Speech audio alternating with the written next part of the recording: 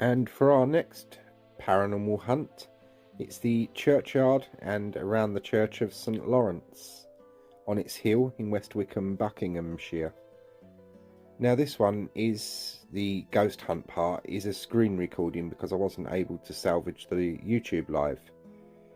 A little bit of the history for this one I'll give you, but if you're into your churches, keep your eyes on the page for Sunday, for this church Sunday, because this church, known as the Summer Church, is very rarely open nowadays, with St Paul's down in the village being the main church used.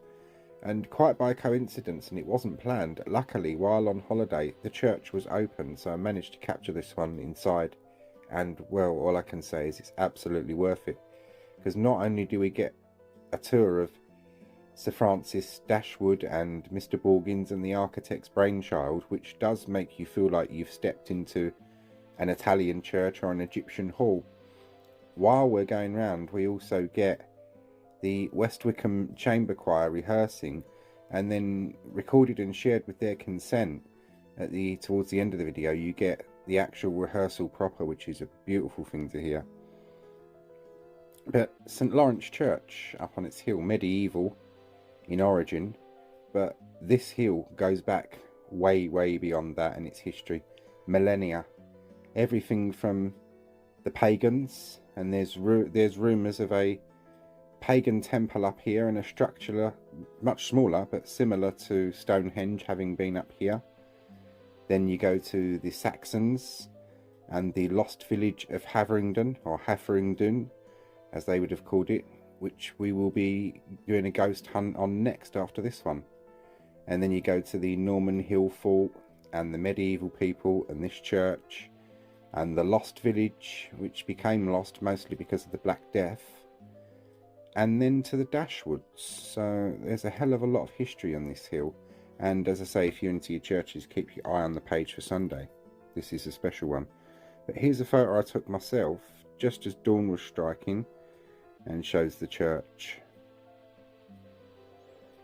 The church we've just looked at is 18th century, and as I said, the brainchild of Sir Francis Dashwood and architect and painter. The church that was there before was a small medieval stone church.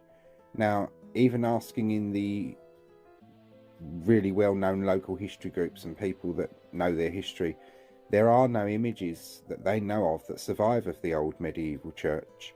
So we rely on a little bit of AI to give us a gist using the geographics of the landscape and rough descriptions of what the church was like. It was small, stone, and not lavish. It served a small community. So we see it by night, here we see it by day, an impression thereof anyway. And here we see the purpose of a church, the villagers making their way to a wedding and to christen their children. And sadly, the thing that brought about the end of the village really was the Black Death.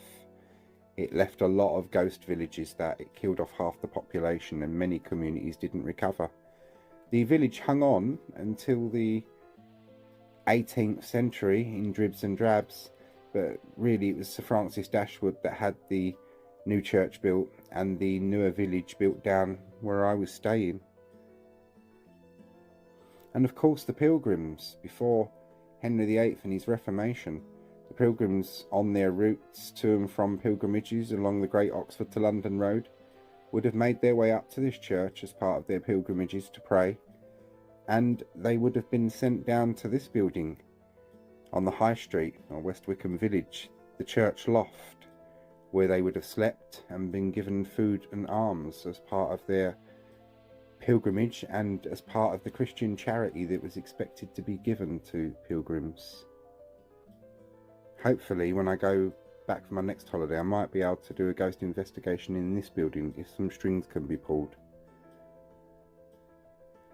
I love this picture. It's a picture I took myself, and I was advised that if I could stay awake for the dawn, to be in this angle and take a picture at this angle, because as the sun rises and it strikes that dome, the golden ball at the top, you can see, can't you, a few stars in the sky, just this picture alone was worth staying up for. And that's the Church of Sir Francis Dashwood, and of course the man himself. Here he is.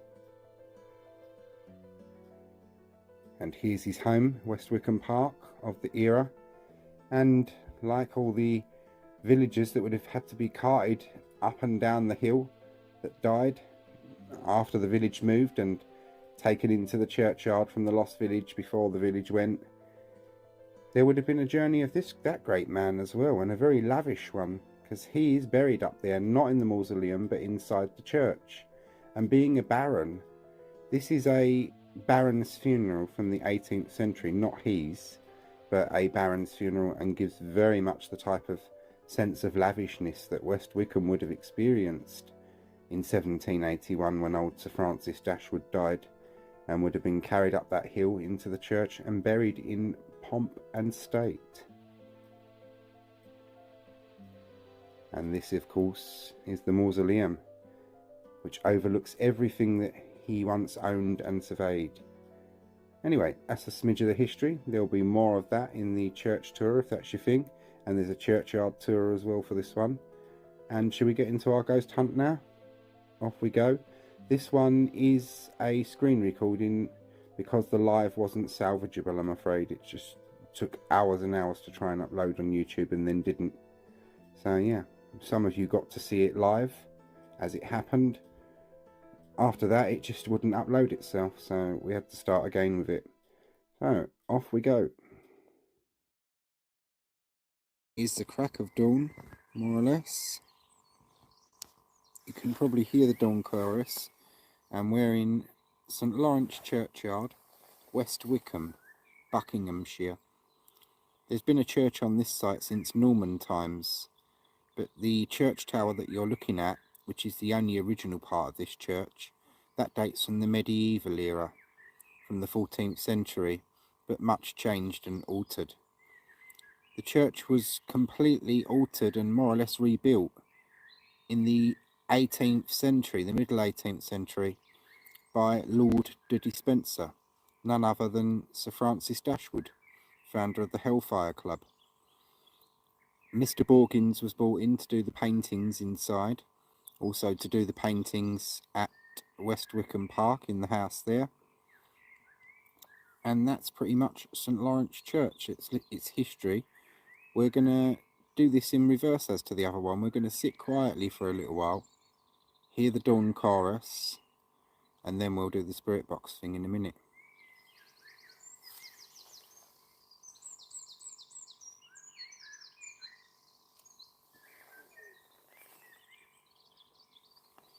So if there are any ghosts or spirit people present that would like to speak, you can use this device that I'm pointing at now, or the device with the blue flashing light that's on the end of the bench in the little black tube. The device that I'm pointing at with my foot on the floor is an EM pump, and you can use that to gain energy. So if there's anything you'd like to say, I'd be very grateful if you did so. My purpose here is trying to prove whether there is an afterlife or not, which many people have wondered at for many, many years. So this could be your big moment to let us know.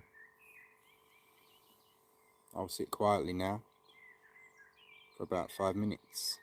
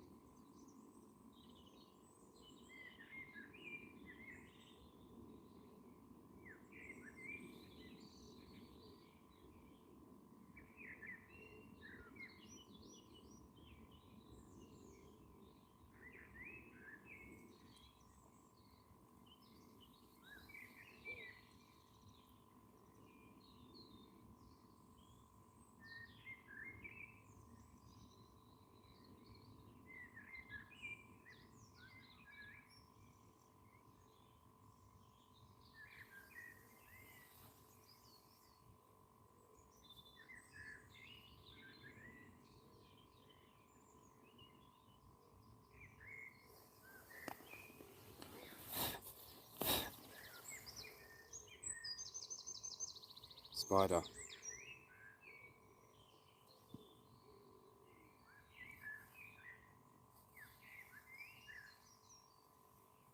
Gives you a good gist as to the difference between insects and orbs, though. The insects do show up. If you've captured, I can see a little one flying around. Whether it's been pictured or captured or not, I don't know. Insects and orbs do look quite different.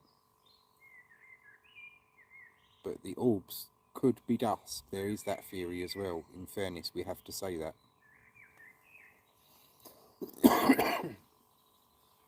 Many people believe that an orb is the first manifestations of a ghost or a spirit. What our soul is, an orb. But when we leave our bodies behind, our soul leaves in the form of an orb. Whether that's true or not, I'm yet to find out.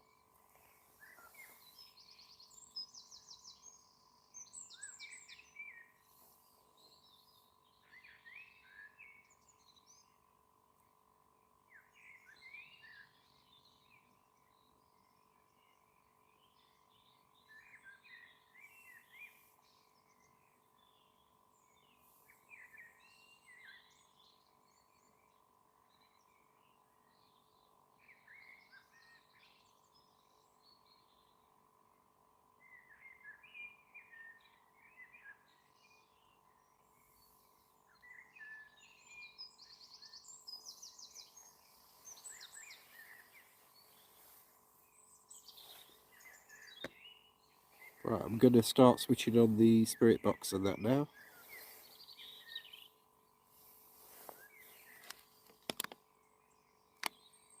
It is still sealed up in its Faraday pouch.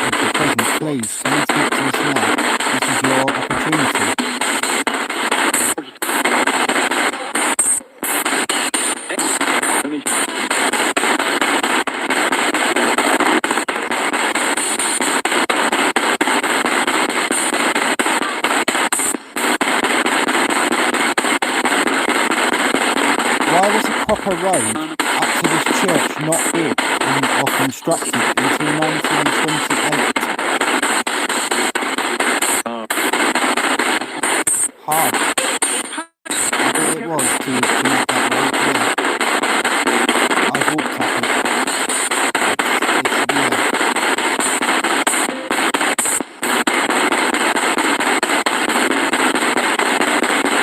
It must have been very difficult for the elderly and frail or sick to come up to church in an age where people had to. All the way up in the school.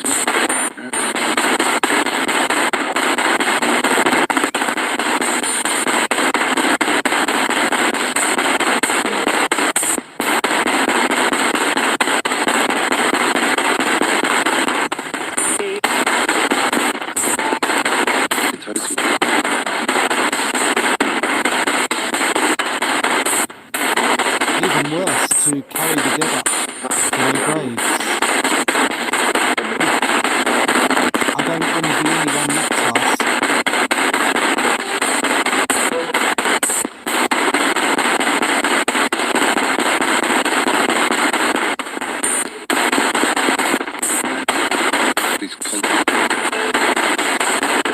Was that just French?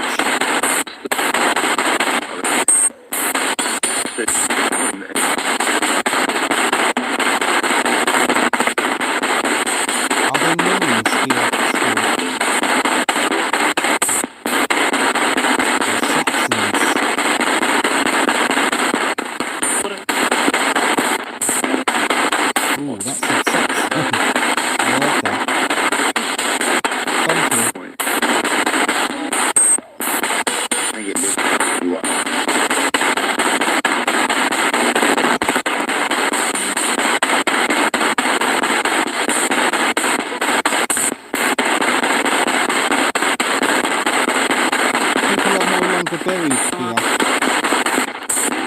How do you feel about that? There is now another church down in the village, known as the Winter Church. This church is known as the Summer Church.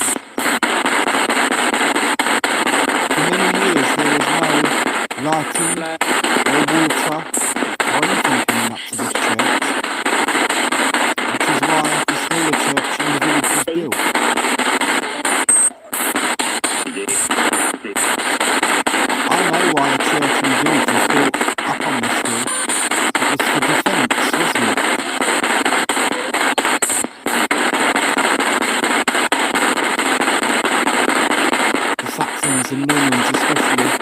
always built on hills or somewhere that could be defended.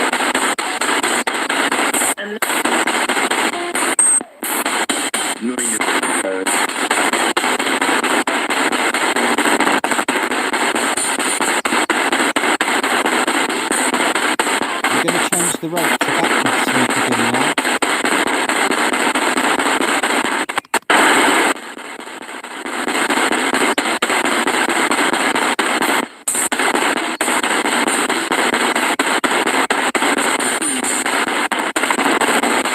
What is your name, please?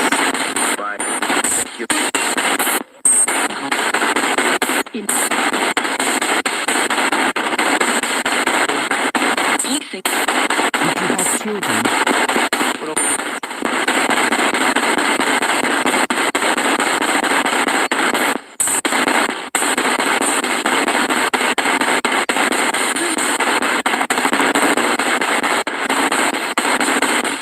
What did the Hellfire Club get up to a few hundred feet below us?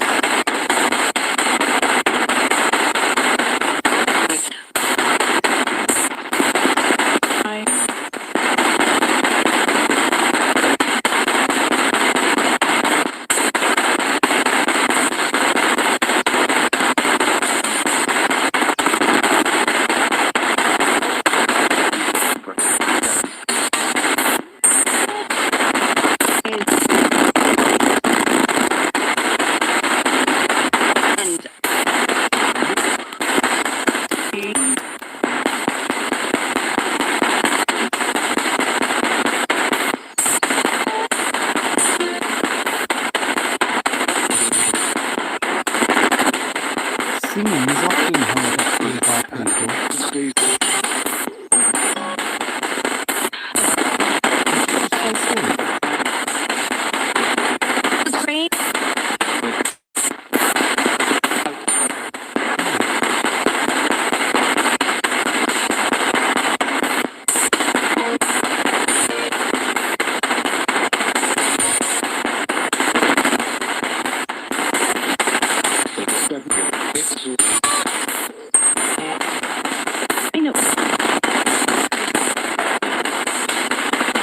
Although you died many years ago, in an era where people could only write to each other, those that could read and write, nowadays, with the device that I'm using, people can reach each other all over the world. And people would like to hear your voice and anything you've got to say.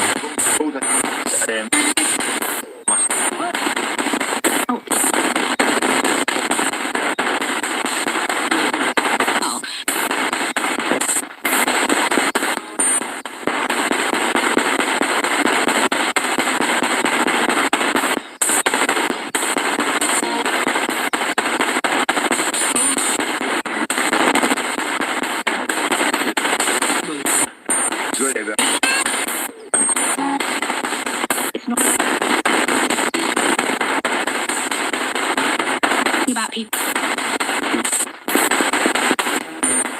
Is Suki the ghost from the George and the Dragon a real person? If you are, what was your real name?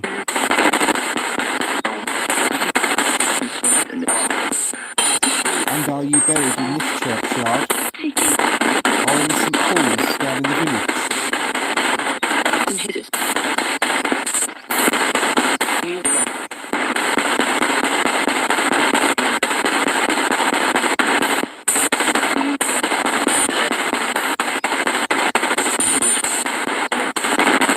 There were two plagues that affected this land. The Black Death in the 1300s and the Great Plague of 1666. The Great Oxford to London Road runs straight through West Wycombe, past the inns. The place must have been affected by it. How many died?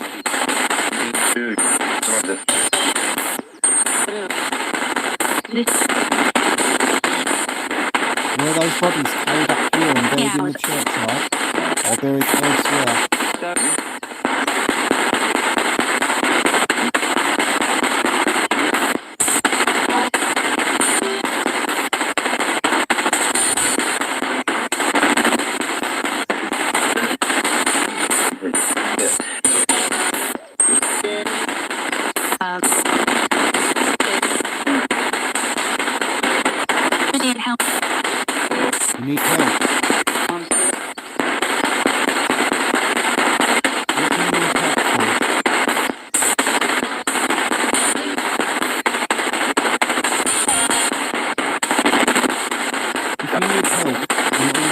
there should be a light.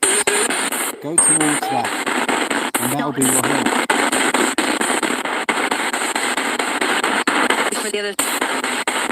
All your people will be there.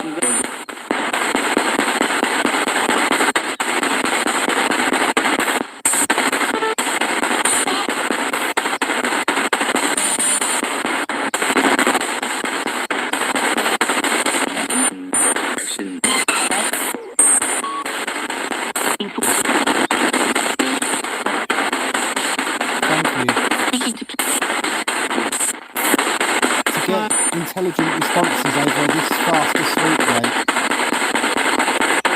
It's unusual, ladies and gentlemen. Well, it's not unusual, but it's good.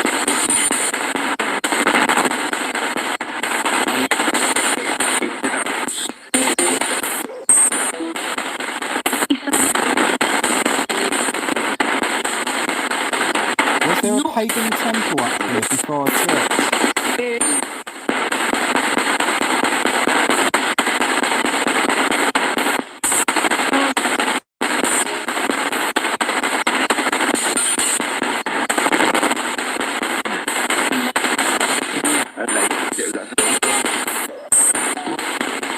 I'm going to turn off the speakers now, and we'll sit quietly for a while again.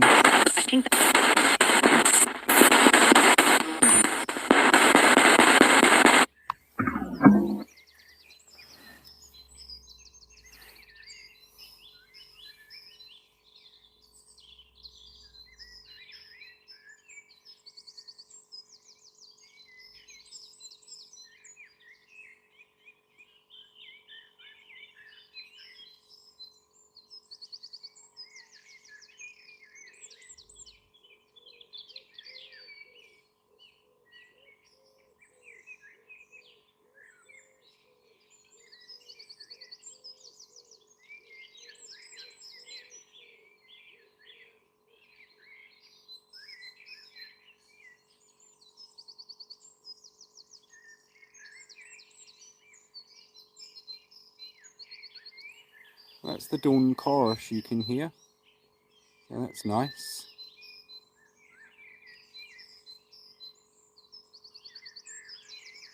And a good thought of continuity that all the people that have been up here for all these thousands of years, they've heard that dawn chorus as well, just like we. And something I read the other day, that the air we breathe the same air as our ancestors. There's a thought. I'm going to end this one now. Hope you all found it interesting.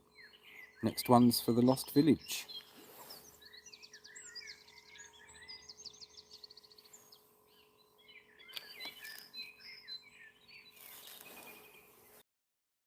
Now let's examine some of the evidence, shall we? There isn't a great deal photographically, but did we manage to contact Suki? This bit interested me, and this is a snippet taken from the video. This is the part where I asked if Suki from the George and Dragon was a real person. Now, note what is said, and also note the light and the church door, which comes on at 8 at night and goes off at 8 in the morning. Bearing in mind, by the time this recording was nearing its end, we were coming up to 6. I'd been around this church quite a bit. The light doesn't switch on and off, so it's an interesting thing.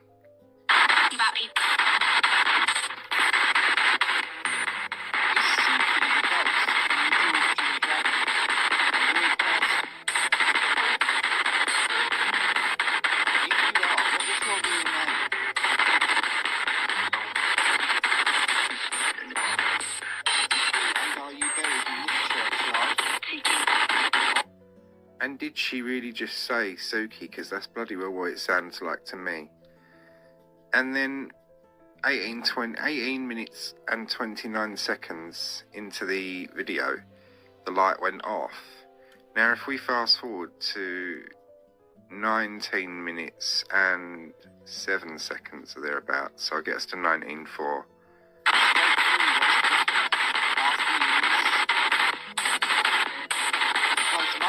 That black flash I couldn't explain. and the light just came back on. It was weird because the screen just flashed completely black just before the light went back on. So paranormal or not, I'll leave that up to your judgment. That was that. And then the next interesting thing is this picture I took literally just before the dawn was coming, so we were just getting light. Now this one, I always take 3 pictures in quick sequence after each other. This one's perfectly normal. This one, complete polar opposite of what you would call normal. So whether that's paranormal or just some glitch of the camera, I have no idea. It wasn't particularly misty up there, as you can see from the previous picture. So I thought this was worth showing. Hope you all found this interesting. Thanks for watching, and our next one will be the lost village of Haveringdon, or Haveringdon, as the old English way of saying it would have been. Join me for that one tomorrow.